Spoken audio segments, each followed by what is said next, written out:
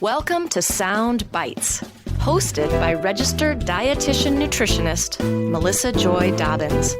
Let's delve into the science, the psychology, and the strategies behind good food and nutrition.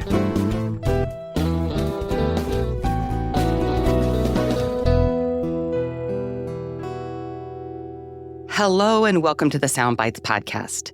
Today's episode is about the latest research on omega-3s, specifically EPA and DHA omega-3s, and health, diabetes, brain health, and mental health. We hear a lot about omega-3s, but what does the science really say? My guests today are Dr. Caitlin Roque and dietitian Alana Natker. Caitlin Roque is the Director of Scientific Communications and Outreach for GoEd, where she manages the organization's clinical study database, where she digs into the science to determine which health effects are evidence-based.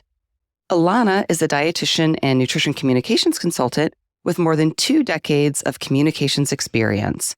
Among her many roles is serving as the Director of Consumer and Health Professional Communications for GoEd, which is the global organization for EPA and DHA omega-3s. Welcome to the show, ladies.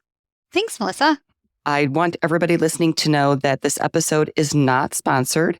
However, I did see Dr. Caitlin Roque and Alana Natker speak at a sponsored conference earlier this year, and we may be submitting this episode to the Commission on Dietetic Registration for continuing education credits for dietitians, dietetics, and diabetes educators. So if that's of interest to you, stay tuned for that. And of course, you do not have to be a dietitian or a nutrition professional to listen to the show and to get all of the knowledge that my expert guests bring to the table. So welcome to everybody. Now, Dr. Roque, should I call you Dr. Roque or Caitlin or Dr. Caitlin? Caitlin is great. Thanks, Melissa. Caitlin and Alana, I would love for each of you to share a little bit more with our listeners about your background, maybe your education, how you got interested in this particular topic, and of course, the work you do and any disclosures to note. Caitlin, let's start with you. Thanks, Melissa. So as you've mentioned and as you've introduced us, both Alana and I work for GoEd, which is a short abbreviation but long name. And for me, I've been with GoEd for almost 2 years full-time and then 2 years part-time prior to that. And so GoEd is a global omega-3 trade organization. So it represents omega-3 companies along the supply chain from fisheries to finished products. And our goal at GoEd is to support the science and encourage increased intake of EPA and DHA omega-3s. So we'll talk a little bit more about those as we get into this. And then prior to joining GoEd and prior to my life at GoEd, I started my journey with omega-3 fats in undergraduate and graduate school. So I've told this story before, but I really do remember the lecture the first time that we heard about EPA and DHA, and I just wondered how 2 nutrients could have such an impact on our health. So I specifically sought out graduate advisors who were looking at fatty acids and omega-3 fats. So I had the opportunity of doing my own clinical trials in graduate school focused on EPA and DHA. So as a long-time omega-3 enthusiast, it's really a pleasure to be working for GoEd, whose focus is on these 2 nutrients as well. That's very cool. I remember hearing that story and thinking, wow, yes, you've really been focused on this topic for a while. And just to do your own clinical trial is just very, very cool. Maybe you can tell us a little bit about that as we go through our conversation. Alana, let's hear from you and about your background. Absolutely. So I am a registered dietitian and a nutrition communication specialist. So that means that I like to take the science and bring it to consumer base and health professional audiences in a way that they can understand and make some helpful decisions in their future. So my background is actually in communications. Becoming a dietitian was a second career for me that I went back to school in my late 20s, early 30s, and decided to become a dietitian. And so with that, I work with organizations such as GoEd, where, as Melissa mentioned, I am the Director of Consumer and Health Practitioner Communications. I do consult with some other organizations, so no major disclosures that would have to do with this podcast, but happy to be here. And I also, for the dietitians in the audience, I was a former chair of the Nutrition Entrepreneurs Dietetic Practice Group. So I like to, Oh, yes. to mention that as well. I feel very strongly about dietitians working in their own spaces because we're such an eclectic bunch. Yes. And that's a wonderful DPG. I can't hide that it's my favorite. I do collect DPGs. I have many of them, but NE is the best. And that's where you and I originally met years ago. And we were on a little mastermind group too with a couple of our buddies. So That is right. yeah, we go way back, Alana. So maybe the first place to start is explaining omega-3s and the different types. I find that I always appreciate a review and update. It can be a little confusing. So Alana, would you like to kind of set the stage with that information for us? Absolutely. So it's funny. Everybody thinks they know omega-3s, but it's actually, like you said, it's a bit more complex than it sounds. Omega-3s are a type of polyunsaturated fatty acid, so a type of fat. But there's 3 different types. There's alpha-linolenic acid, or ALA. Then there's EPA and DHA. I'm not going to say what they stand for because it's very Greek and very long. But ALA is the kind that you typically find in plant sources, like in seeds and nuts, canola oil. And it's the EPA and DHA that are found in fatty fish or marine-based sources primarily. That's their natural place where you would find them. So we know that our intake of ALA omega-3s, generally plant-based, people are meeting or usually exceeding their levels. And we know this from NHANES research that gets done every few years. But their intake of EPA and DHA omega-3s is way below what it needs to be. And I should go back a little bit. The science of EPA and DHA is really robust. And we know that those fatty acids, which tend to be longer, there's more carbon chains. And so there's more kind of kinks in the carbon chains, and we can get all nerdy on that. But really, they're more potent for the system, more potent for the body, and they have a stronger effect on heart health, brain health, eye health, and prenatal health and healthy pregnancy. Than the ALA. Okay. Exactly, which are the shorter chain. And the ALA is good for a good source of energy. It's a source of calories, the fatty acid calories that we can get. But it's the EPA and DHA that really have these other health benefits in our bodies. Okay, great. And we are going to learn a lot more about, you mentioned this robust body of science on EPA and DHA or omega-3s in general. And I'll probably just say omega-3s. And as we go through the conversation, and both of you can kind of specify when you're talking about one or the other. Absolutely. So that's a kind of a good place for us to start, as I said. But I'd also like to follow up by asking, like I said earlier, we often hear about omega-3s and we know or we hear that they're good for us.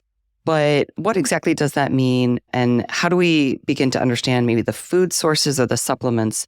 It's an essential nutrient, right? Like we don't make it ourselves. We have to get it from outside the body through food and supplements, right? Yes, and. So yes with an asterisk. So yes, omega-3s as a nutrient are essential. Your body can't easily make them. What really is, the body cannot make the ALA omega-3s. Got it. There is a process in which the ALAs, the shorter omega-3s, can be elongated and made into EPA and DHA. And like I said, those are the fatty acids, the omega-3s, that are really good for a healthy heart, healthy brain, healthy eyes, and pregnancy and infant development. So you really want the EPA and DHA. You really can't depend on the ALAs to get you there, though, because the process to go from the shorter to the longer is very inefficient in the body. Mm-hmm. And so it's best to get those from the foods that you eat. And the foods for EPA and DHA are fatty fish. Okay. It's not just fish. It's a specific kind of fish, too. Okay. And we're going to list those out. But yeah, so just to recap, and that's why, I know it's essential nutrient, but I needed that nuance that our bodies can take the ALA and make the EPA and DHA, but it's just not really that robust. Right. Yeah, it can happen, but right. Okay. I also understand that most people are not getting enough omega-3s in the diet. Can you tell us more specifically about what the data shows and what the recommended intake is? Because I've heard that maybe that would be set too low. Yes, absolutely. So the recommended intake, from GOED's perspective, we feel that based on the science and the literature that's out there, and with the International Study of Fatty Acids and Lipids Society, they recommend for the average, healthy adult to get 500 milligrams of EPA and DHA per day. combined in whatever quantities, as long as those two numbers add up to 500 milligrams per day. If you look in dietary guidance in America, for example, generally they talk about eating 2 servings of fatty fish per week. 2 servings of fish per week, preferably fatty fish, is what it says. If you do that, the average comes out to about 250 milligrams per day over the course of a week. If you take whatever you get from those 2 days, average it out over the course of a week, it's about 250 milligrams intake per day, which even at 250 milligrams, that's half of what GOED and the fatty acid societies recommend and other recommendations around the world. There's even some research that shows intakes, as you gradually increase, the benefits also increase. So 500 is really a baseline. We could go even further. I'll tell you, though, also looking at the NHANES data, that average intake is about 100 milligrams a day. Okay. So we're not getting even 20% of what we need on the average diet. Okay. That's very helpful. And that difference between maybe the recommended minimum amount, I mean, that's not the verbiage, but versus what's optimal. We hear that with different nutrients in the diet. And also because it's a fat, I know with fat-soluble vitamins, like vitamin D, you don't have to have a certain amount every day. It's more like, it can average out over the week. So is that the same with this type of fat? Exactly. Like you said, like if you have fatty fish twice a week, it does average out. It's like you don't have to have a little bit every day. Right. Although I will say, I will later probably recommend take a supplement every day just to make sure that you're getting the right amount of what you need. But you're absolutely right. It will kind of average out over time. You do store it in your body. And so that's also if you're doing omega-3 testing for your blood levels, you want to get a baseline test and then wait about 6 months because it takes some time for your body to build up its stores and then test again. Okay. And we're definitely going to bring Caitlin in to talk a lot about the research, but I have one more question, because I don't want to just bury this later, is let's talk about what are those fatty fish? Everybody knows salmon, but there are others. So what are those fatty fish? And then I want to talk about the challenges in getting this into our diet and why we might even be talking about supplements. Food first, but there's a role for supplements. Absolutely. So yeah, it's funny. My background is in communications as well. So I feel like fatty fish needs a PR do-over, and we're trying like oily fish. Well, that sounds kind of worse actually. But yes, it's the fatty fish. And salmon is the most ubiquitous. It's the one that everybody tends to think of first, but it's definitely not the only. We like to say, think smash. So salmon, mackerel, anchovies, sardines, and herring. Those are the 5 fattiest of fish. Many of them can be found in cans, which tends to be even more affordable, which is fantastic. They're not the only ones, but those are the ones that definitely give you the most bang for your buck in terms of omega-3 intake, or omega-3 levels, I should say. Mussels, a type of shellfish, also a good source, and oysters, a really good source as well. Tuna is a good source, so a lot of people eat tuna. Canned tuna can be a decent source as well. But like I said, when it comes to if you want the most per serving, it's those smash fish. Great. Very easy to remember and use. All right. That begs the question again, like what are the challenges to getting enough omega-3s in our diet? I talk about seafood a lot on the podcast, but there's that recommendation, a minimum of 2 times a week. There's a lot of people who maybe they're not. I think my personal bias or thought is the number one is they don't know how to prepare it or they don't know what to do with it. But like you said, there are a lot of canned or tinned fish. What are you seeing in the consumer research as far as why people aren't eating more fish or fatty fish? A lot of it is exactly what you said. They don't know how to prepare it. They think it's too expensive. And actually, the cost is a big factor because they don't want to buy it. And because they also don't know how to prepare it, they don't want to buy it and waste it. Yeah. They just don't really know what to do with it. And some of it, I know just personally in my own house, my husband hates the smell of it.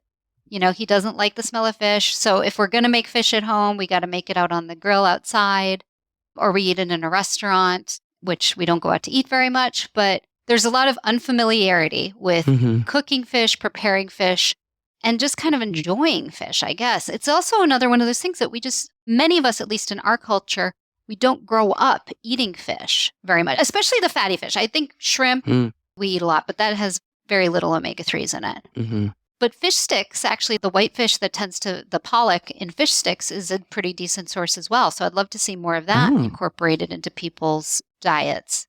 Yeah, that's a good point.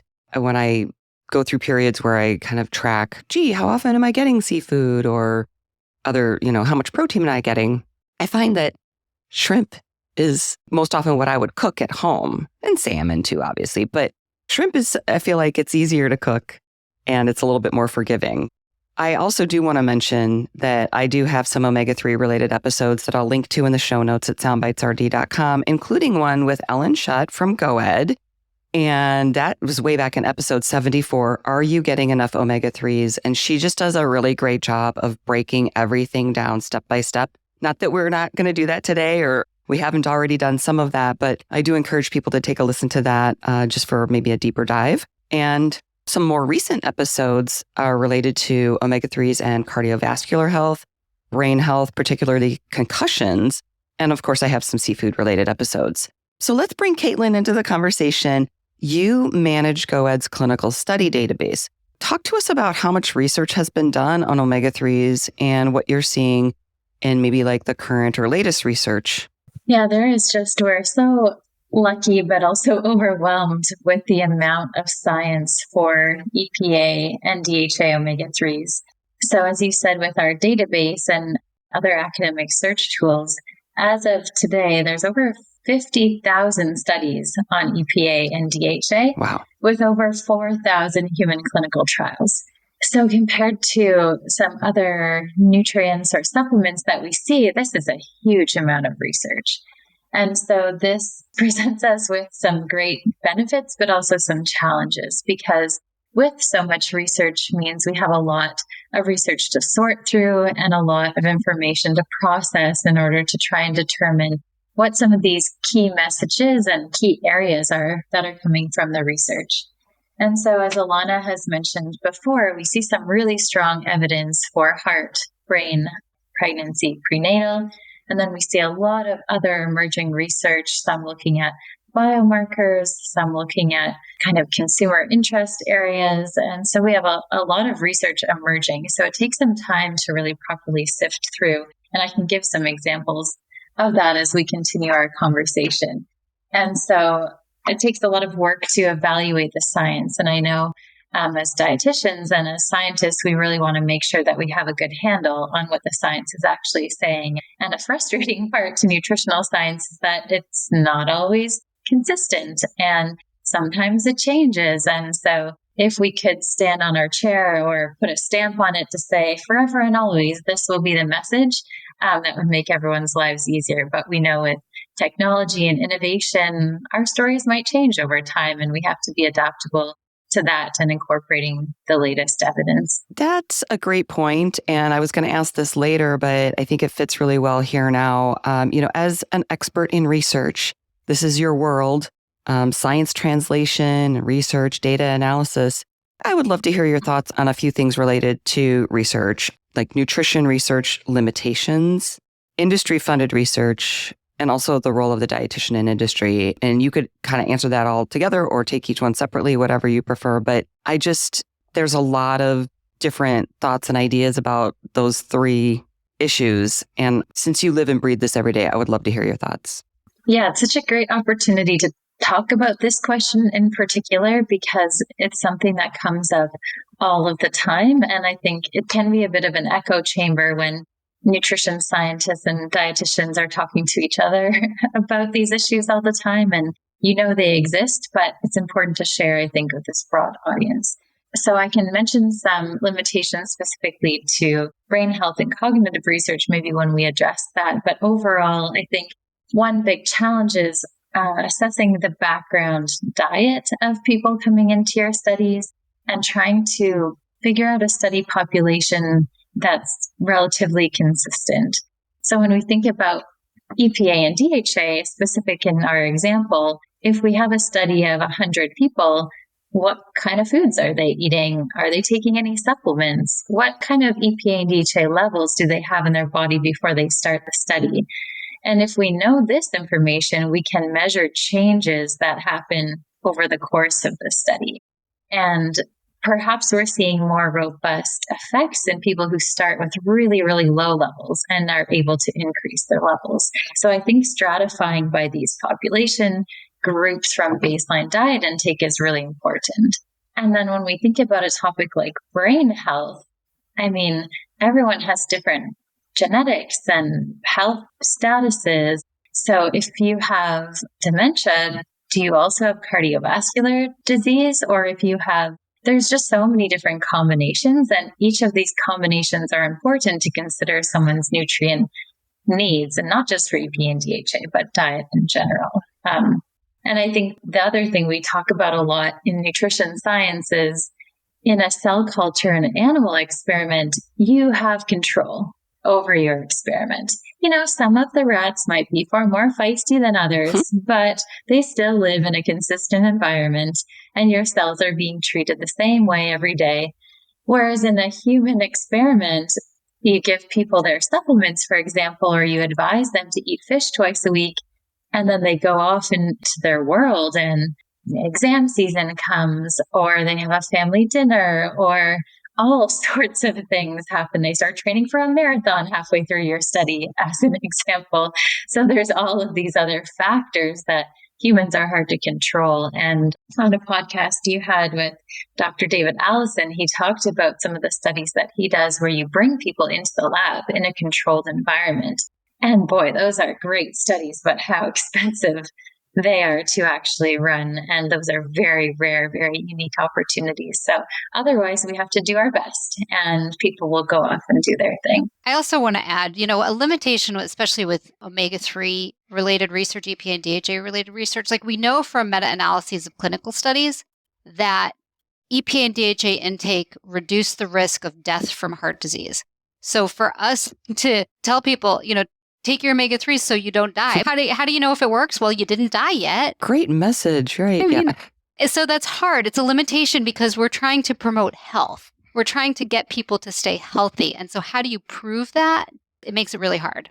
Yeah, absolutely. And maybe we can address this later or now if you prefer, but you had mentioned testing earlier. And I remember in previous conversations on the podcast as well about omega-3s is it's not typically in your annual physical blood panel.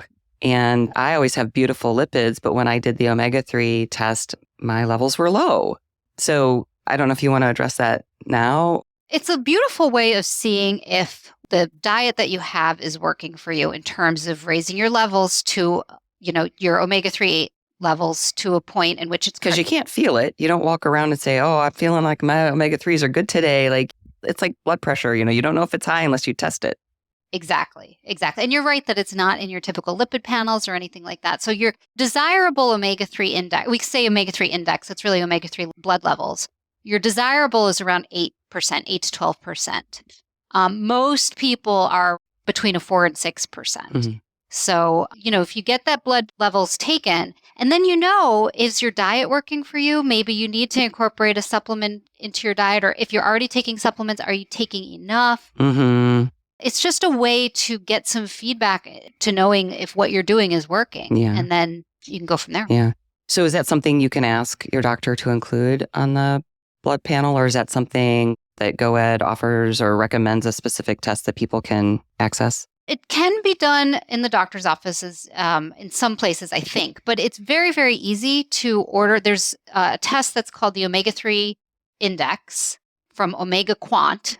OmegaQuant.com. You can just order it yourself. Or if you work with a dietitian, a lot of dietitians offer the blood testing in their offices. It's like $50 to get a blood test done. And it's just a nice way of knowing if your diet is working for you and if you need to add some supplementation into it. Okay, thank you so much. I will include that information in the show notes for sure. I hadn't thought about that until we were into this conversation, but I do remember taking that test before. Yeah, I think I was around 4 or 5, which was surprising. Since then, I've really amped up my omega-3 intake, my EPA and DHA. So, Caitlin, back to the conversation about, and Alana, weigh in as well too. You're a dietitian in communications, but industry-funded research and the role of the dietitian in the food industry. Yeah, I think this is a topic that we get into amongst like-minded and not like-minded people on this topic. And I think that the question, that Alana and I have asked each other in conversations before is, if the industry doesn't fund research, where would nutrition science be? And I think that what we mean by that, and I can give an example from something we discussed, but let's say a company wants to introduce a new product to the market and they want to say something about their product. Maybe say it's good for heart health. Well, they need to test their product and see if it's actually going to be good for heart health. And in order to do that, they need to fund a research study to evaluate their product. So if we don't want industry-funded research, then we have more products and supplements on the market that are not scientifically validated at all. And that's concerning to me. I think we need to, if we're going to be talking about benefits of a product, we need to know that they've been tested. And a concern that I have is that if it's not done with industry-funded research, what happens then if it's done internally and doesn't get published? Then we have even less access to the information. And so if it's published with an academic research group, then it typically makes it into the peer-reviewed literature, and everyone can, not always because of open access, but then everyone has access to this information. If we have internal company-only studies, then we don't really know what's going on as a public. So I think in that example, it's really important to fund and publish research. That funding is provided by industry.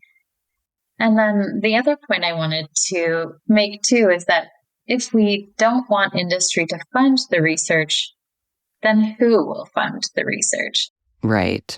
There are some government grants, and these are extremely competitive, both in the United States and in Canada. So these are an option for research groups to apply for these, but it's not endless funding, and the government certainly can't and isn't expected to provide funding for all of this research either. So I just sort of want to challenge people who are really opposed to industry-funded research and just wonder what their suggestions are for other options, because I really see a benefit for industry being involved and for testing these new products and supplements and validating some of these scientific hypotheses that we have. So I think the partnership is very important, and I don't know where we would be without the funding from industry. Mm-hmm. Melissa, you were also asking about dietitians in industry. And so I definitely have my thoughts on that. My feeling is you want to have people at a company that have invested their knowledge and nutrition education into these products. Companies who actually invest in dietitians and value them are the ones that I personally admire, because they're trying to bring the right people to the table to research or bring a product to market and make sure that it's, like Caitlin was saying, is validated. Mm-hmm. So the thing is too, is I think we forget that dietetics or the dietitian, it's a wide variety of things. We're not just clinicians. And dietetics is not just about eating your fruits and vegetables. It's about taking the nutrients that you need in order to prevent disease or early death. And that can be in a whole different way. It's like getting right infant formula. You think formulas, mm-hmm. It's, so scientific, but it's to get the right nutrients into an infant. So do you think of that as highly processed foods? Absolutely it is, but that's what we're going to give our babies in order to give them the right shot at life. So mm-hmm. dietitians work on stuff like that. Companies research things like that, and it's hugely important. I agree.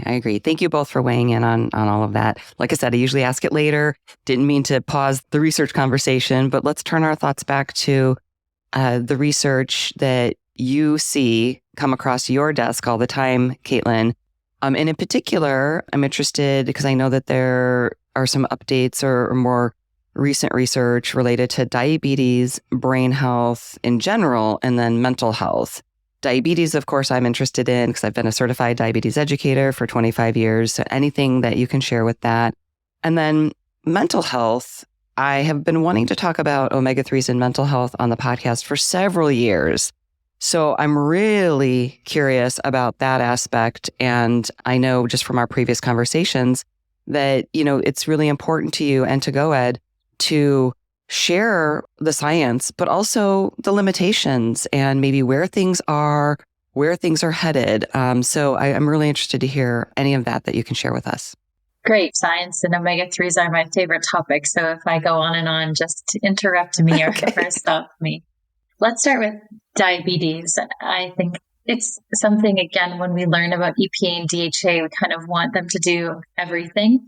But I think we have to be a little bit realistic in that maybe they can't quite do everything. So I liked how you framed this for what does the science really say, or what is the science saying? Because not everything is experiencing a benefit. And there's a good example related to diabetes.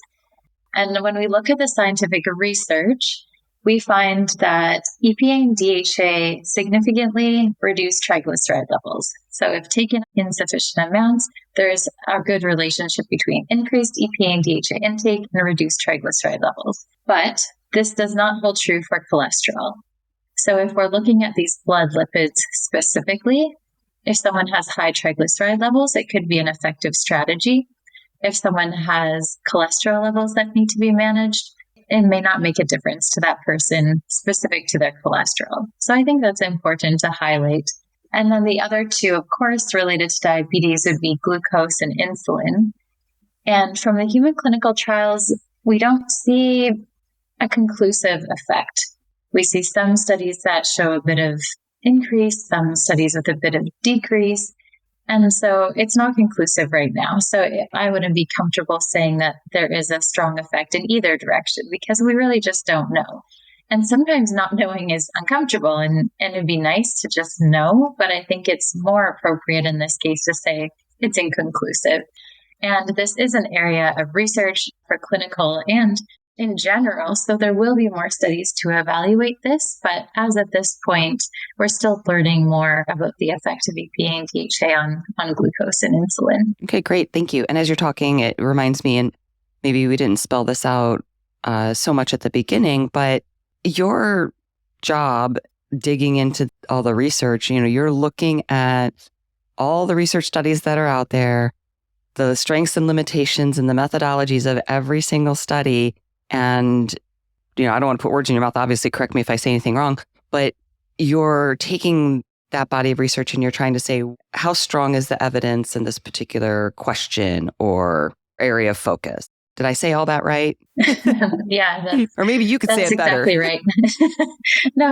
No small task. And to evaluate the literature in a systematic way, it takes a long time and is very difficult. So I certainly can't say that I've done this for every single topic, but the benefit is that we can rely on the hierarchy of evidence to help us as dietitians or nutrition scientists to help us make these interpretations. And so we also have bodies like Health Canada and the FDA and EFSA in Europe that also evaluate the science and help people come to these conclusions without having to do it themselves. Mm-hmm. Yeah, as a nutrition scientist, we tend to look at the meta-analyses as kind of the totality of evidence and bringing everything together.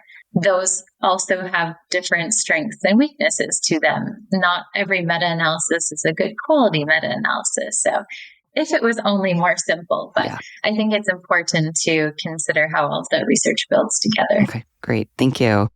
All right. So drum roll, let's talk about mental health. What are you seeing in the research? Yeah, again, I think it feels like a simple question with a long answer, but generally, if we think about brain health, I'd like to call it brain health because if we think of heart health, the brain is another important body system. So we know that specifically to EPA and DHA, and more specific to DHA, the brain and eyes have a very high concentration of DHA. So we know that they play an important structural role in the brain and in our eyes. So that kind of gives us a hint as to how they might be important if our body is holding on to them in these body systems. So that's kind of the physiological side, but then we need to figure out what is it actually doing for our brain health. So if we think about mental health specifically, I think this has been even more top of mind post-pandemic. Mm-hmm. Maybe this is just my perception, but I think people are talking about their mental health more often. They want to address their mental health in different ways. And I think that, diet is one way that we can try to enhance and improve brain health in general, but specifically mental health. Mm-hmm. And in terms of the science for EPA and DHA, there has been a lot of science so far, But I think the next step for this research area will be to tease apart some of the nuances. So again, as a scientist, that may not be unexpected for me to say, oh, more research is needed, a typical end to every paper. But it's especially true for this research area because brain health is so dynamic. We have so many different conditions. There's an image that I have in my mind that I put in some of my presentations that just even highlights some different areas. So we might have anxiety and ADHD and depression and mood. And that's only 4 of 100 different conditions that we might be thinking about. So to explain that a little bit further, an example that I have is, let's consider someone who has memory loss. Maybe they're an older adult who's experiencing changes with age or cognitive decline. And then if we think about someone who's experiencing anxiety, maybe this is a young adult in university and who knows, but these two groups of people are very different. So they might have different needs for EPA and DHA, whether that's different doses or different amounts. In general, taking more might be helpful, but we're still learning what the doses look like. And we need to be really clear in these research studies what the populations are that we're actually examining and how they might benefit. So that's kind of looking at the types of mental health and brain health and the populations. And to make this run-on sentence even a little bit longer, I just had one more thing to add that makes this research complicated. And so the example I like to share is when I first started with GoEd, the topic that I worked on was cognitive decline. I was new to brain health, so this is a new one for me to take on. And, you'd get ready for the day, you'd read your article and think, okay, there's 5 new assessments that I've never heard of before. Okay, I got it. I've clumped them, I've added them to the system, and then you'd read a new study, and there's 5 different assessments. So it'd be kind of like if the 3 of us published a study, and Melissa, you might use the sound bites assessment, and Alana might use the Natker scale, and I might use the Caitlin classification. And this is great because we might be a really good brain scientist, but it makes our 3 research papers very hard to compare. And unfortunately, that's where we're at with the research, is that we might have 3 studies on memory, but because the assessments are so different, it's very hard to compare. And so there's a lot of these brain health areas that have inconclusive evidence right now, and it is really gray because it's very difficult to really sort through and determine what the true effect is, because there's a lot of variables right now. So that was a long-winded answer, but there's a lot to consider, and it's not a cut and dry answer. Yeah, no, I appreciate that. That's very interesting, and it makes a lot of sense. Yeah, the more I learn about research, the more my head spins. But so given that, of course, I don't know, I feel like I agree. Post-pandemic, mental health is less of a taboo. It's being more talked about, and that's good. And I just feel like with mental health, there's more of a precaution to not overstate any benefits. But I think that should be the case with any health aspect. But so not overstating, obviously you wouldn't do that, the benefits. Is there anything that you can say the research is strong in this area regarding omega-3s and mental health? Yeah, and thank you for helping me to summarize that. I think we do see some good evidence for improvements to depressive symptoms. So if someone is experiencing depression, there does seem to be a benefit when EPA and DHA are added to existing depressive medications.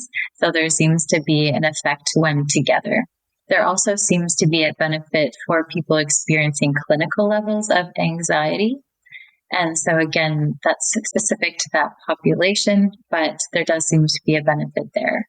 And otherwise, there's some evidence for some other categories, but it's hard to say for sure. And some health claims will talk about healthy mood.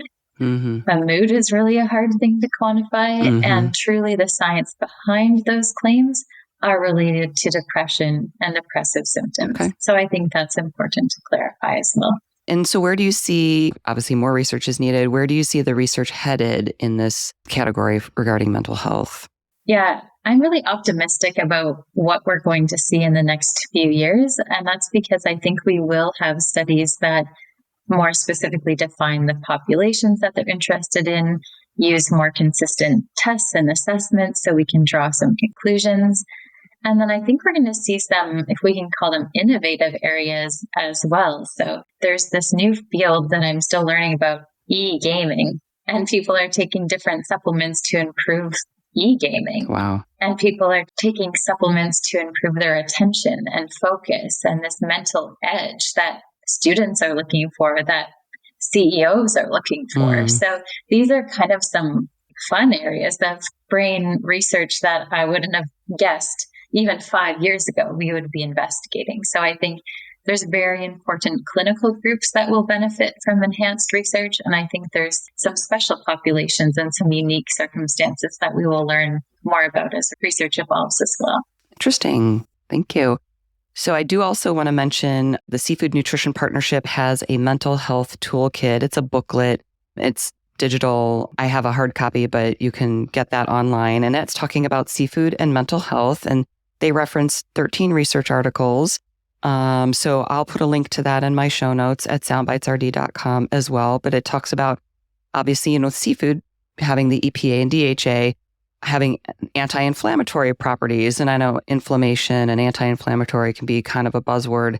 But in this case, they're talking about the anti-inflammatory properties and vitamins and minerals in seafood that are important for mental health, such as vitamin D, magnesium, and zinc. And it does talk about the antidepressant medication effect that you mentioned, that nutrients in fish may help them work better.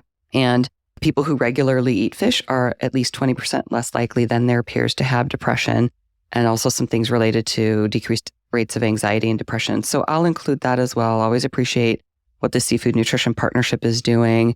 And, we talked about seafood and fatty fish and the smash and all of that. But again, if somebody isn't able to or willing to try to get at least 2 servings of fatty fish per week, let's talk briefly about supplements, because I think, Alana, you said it earlier, but I want to really call it out, how much in adding up that EPA and DHA, because I find those labels, those supplement labels, to be so confusing. And I'm like, is it me? It is not you. It is not you. I've been to nutrition conferences and nurse practitioner conferences, and it's a big aha when I actually break down what to look on the front of a package, what to look on in that supplements facts panel. It's not a nutrition facts panel, it's a supplement facts panel, slightly different. Mm-hmm. But yes, what we recommend is for a healthy person, 500 milligrams of combined EPA plus DHA. So you go to the supplement facts panel, you look for the lines that say EPA and DHA, and you add them up. The individual numbers, I don't really care much about. So if you add those up, also look to see what the dosage is, because if the dosage is 2 pills or whatever, you got to make sure that whatever that number is matching what you're actually taking. So that's how you figure out what's in your dosage and what you should be getting. Yeah, because what's on the front, I don't know, I just kind of sort of ignore that after I learned your very good advice to, okay, what does it say on the back? So, and let me say, because I don't want to make people be like, oh, the front is a bunch of lies, because that's not true. What the front says, the front is maybe omega-3. And as we just said at the beginning of the podcast, omega-3s are a bunch of nutrients, not just EPA and DHA.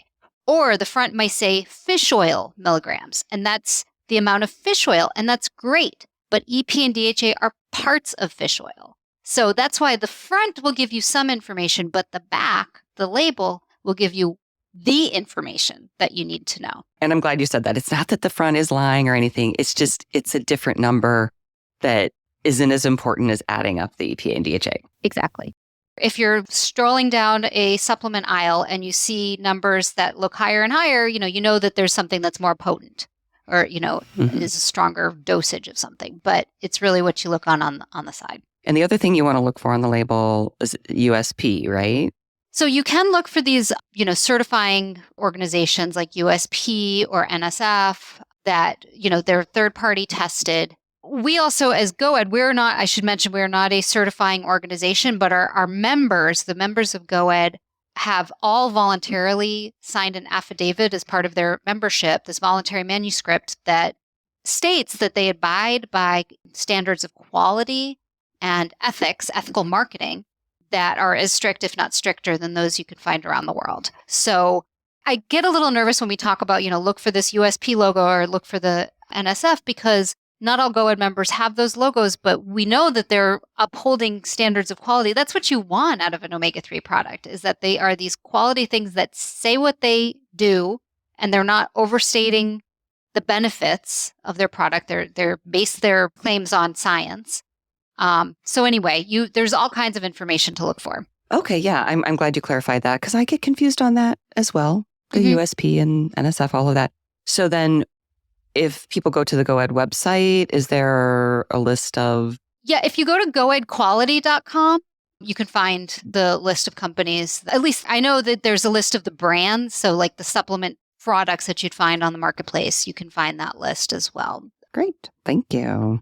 And yeah, I just wanted to add as well that when you're looking for supplements, there's actually a lot of different types. So it can be hard to make a choice and to read, but there's also lots of options. So I think this also helps for people who may not be incorporating fish regularly into their diet or may not like fish for various reasons. And it also, when you're looking at a supplement, there's lots of different ways that you can take a supplement. So there are capsules, there are liquid, there are purees, and there are gummies. So there's a whole bunch of different formats actually that you can look for, and really pertinent to what Alana said is still looking for that dose. Sometimes if you're choosing a gummy because it tastes delicious and looks like a tiny little, Flintstone or fruit, it just might not have as much as you're going to get from a capsule or a liquid. Mm-hmm. So I think, again, for someone who's new to increasing their EPA and DHA intake, it could be an interesting way to get started. But if you're looking for dose and potency, just make sure to look at those labels. And I also wanted to mention that we've talked a lot about fish and seafood sources, and that still predominates the types of omega-3 supplements that we'll see. But there are some alternative options as well. So that you might see krill oil, which have EPA and DHA, as well as algae and algal oil.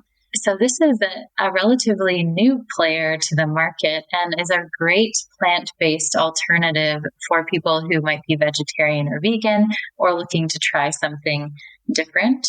And so when we talked about omega-3 ALA, we said coming from plants, but uniquely algae is a source of EPA and DHA. Mm-hmm. So when you're looking for that in the store, it could be an option for people to try if you're looking for a plant-based EPA and DHA option.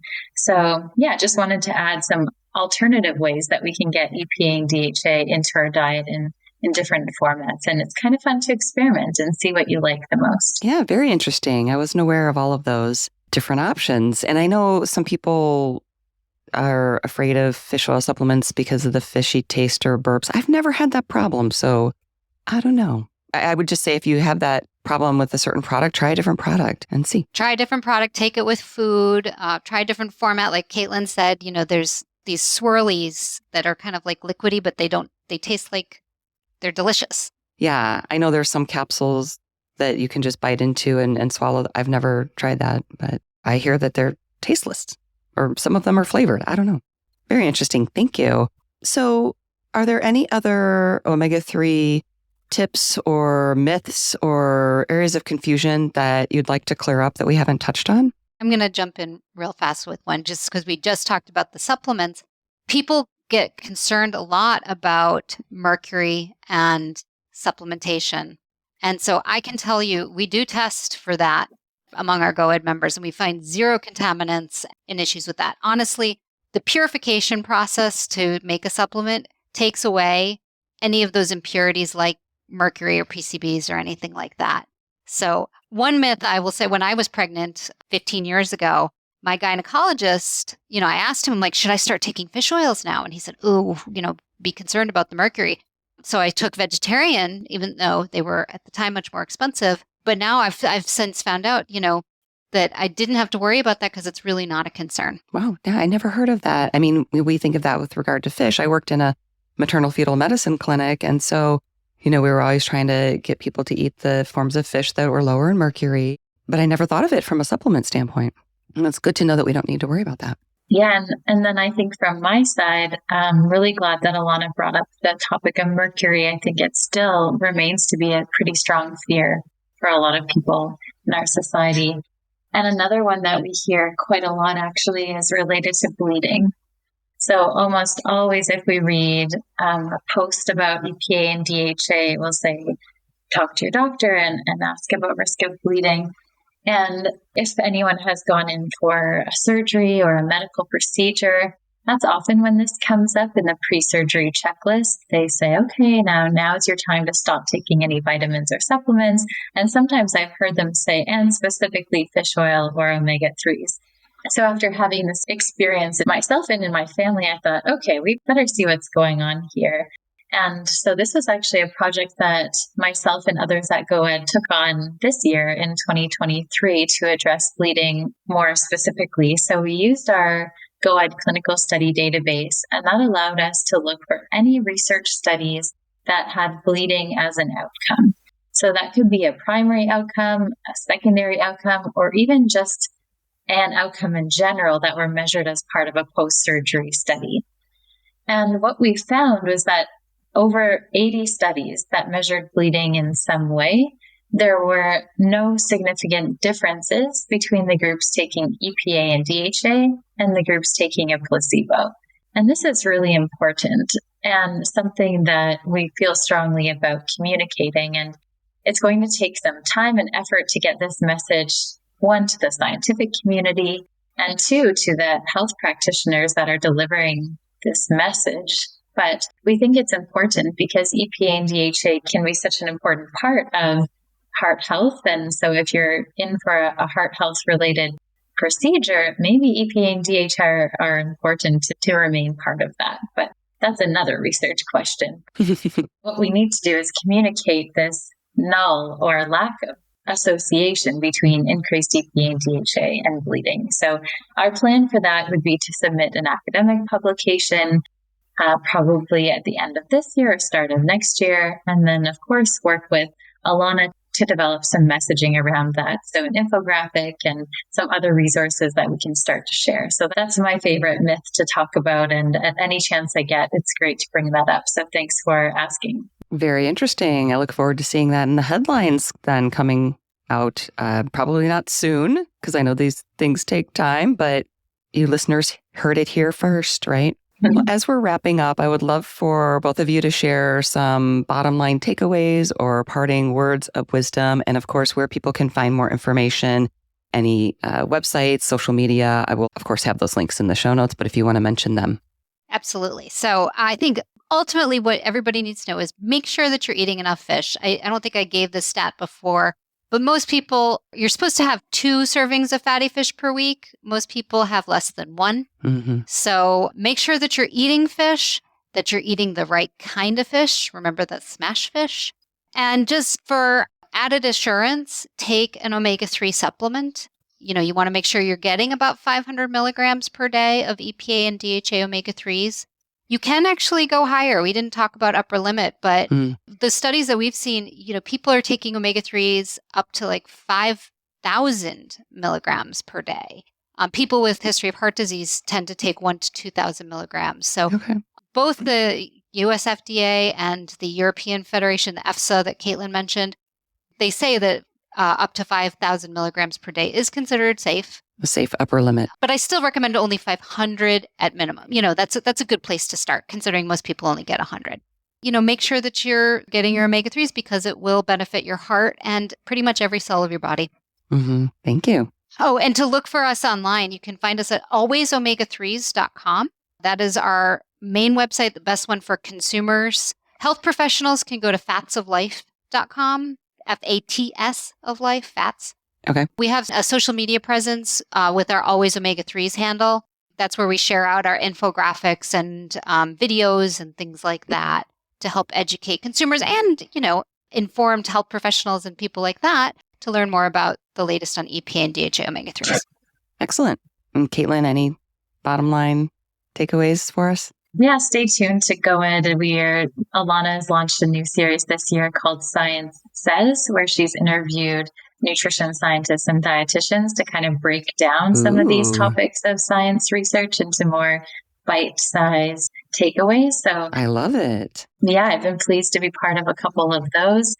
And we have this amazing database. So that's something where we can work with groups, individuals, or organizations to answer questions or projects. So if anyone has questions about EPA and DHA omega-3s, please reach out to us. We like to keep on top of the science, and we might be able to provide you, a link to an article that we've seen or help you answer a question for your group of interest. So keep us in mind. And we look forward to discovering the science along everyone else. Thank you so much. Thank you for your time and all of the great information that you shared today. I feel like I have a better handle on this, and I really appreciate it. Thank you, Melissa. And thanks for all this great work that you do with this podcast. It's one of my favorites. I really do love it. Oh, thank you so much.